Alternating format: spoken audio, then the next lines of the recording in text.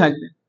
তো অলসতা থেকে যদি আপনি দূরে থাকতে চান, সব সময় আপনার ভালো কাজের মধ্যে লেগে থাকা, সব সময় ভালো কাজের মধ্যে লেগে থাকা। তো ভালো কাজ কি? সর্বপ্রথম তো বললাম নামাজ, এরপরে হচ্ছে সবসময় কোরআন পড়া। আপনি যদি সবসময় কোরআন পড়েন, আপনার মধ্যে অলসতা থাকবে না, কেননা শয়তান আপনার কাছে আসতে পারবে।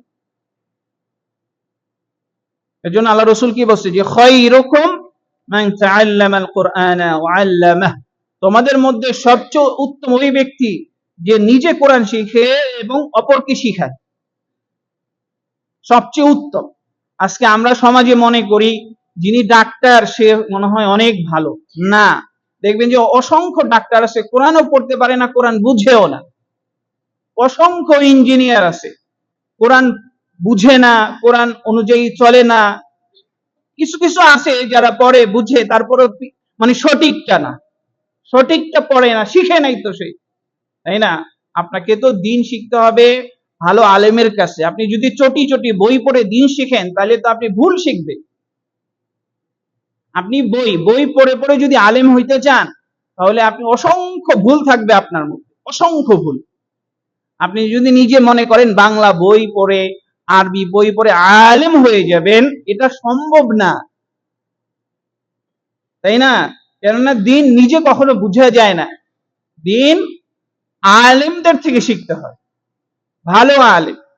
এর জন্য আপনার দিনের মৌলিক বিষয় হচ্ছে কোরআন এবং হাদিস আপনাকে বুঝতে হবে সাহাবায়ে কেরাম যেইভাবে বুঝছে, ফাহমুস সালাফ, সাহাবায়ে কেরাম যেইভাবে কোরআন বুঝছে, যেইভাবে হাদিস বুঝছে, সেইভাবে আপনাকে আপনার বুঝতে হবে।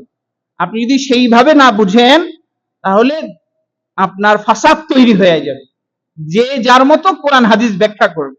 এর জন্য দেখেন না, অনেকে হাদিস মানে না, অনেকে হাদিসকে অস্বীকার করে। আহলুল কোরআন অসংখ্য দল তৈরি হবে তখন, নিজে যা বুঝবে সেই অনুযায়ী। কেননা কোরআন এবং হাদিস হচ্ছে, কোরআনটা হচ্ছে মুহাম্মদ, অনেক অর্থ বহন করে, অনেক অর্থ বুঝাবে। কিন্তু আপনি যদি সাহাবায়ে কেরাম যেইভাবে বুঝছে সেইভাবে বুঝেন, তাহলে আপনার মধ্যে গোমরাহি থাকবে না, বিভ্রান্ত থাকবে। বুঝতে পারছেন? তাইলে কোরআন হাদিস বুঝতে হবে, শিখতে হবে, তাই না? কোরআন তেলাওয়াত করাটা ইবাদত, কোরআন শোনাটা ইবাদত, কোরআন নিয়ে গবেষণা করাটা ইবাদত, কোরআন শিখানো ইবাদত।